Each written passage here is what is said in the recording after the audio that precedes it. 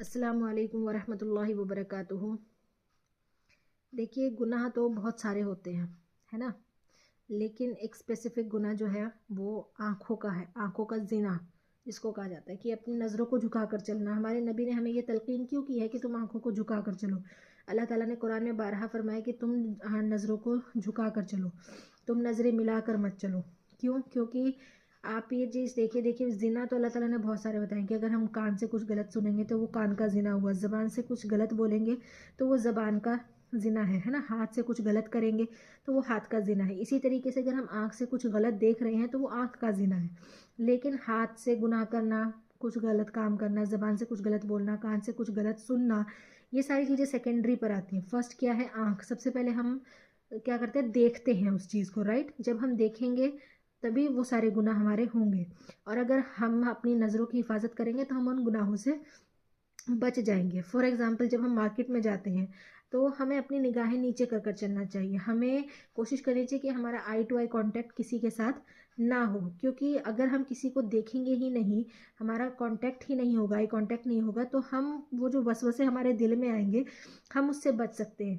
دیکھیے، social media کا time ہے، موبائلز، فونز، انٹرنیٹ، یہ اس میں اتنی بے حیائی کی چیزیں آ چکی ہیں کہ جب انسان اس کو دیکھتا ہے، obvious سی بات ہے، ہیومن نیچر ہے، خواہشات سب کی ہیں، ٹھیک ہے۔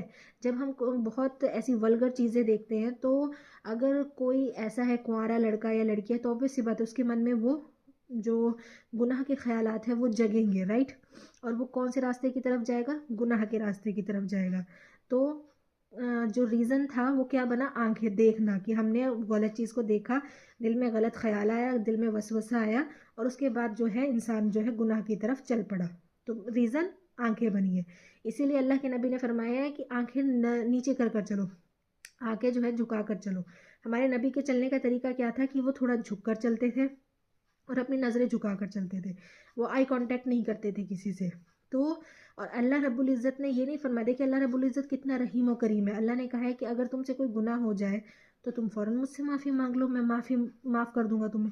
لیکن اگر تم نے مجھ سے معافی نہیں مانگی، توبہ نہیں کی، قیامت کا دن آ گیا، اللہ تعالیٰ نے قرآن میں یہ بھی فرمایا کہ عنقریب میں بدلہ بھی لوں گا، میں سوال جواب بھی کروں گا۔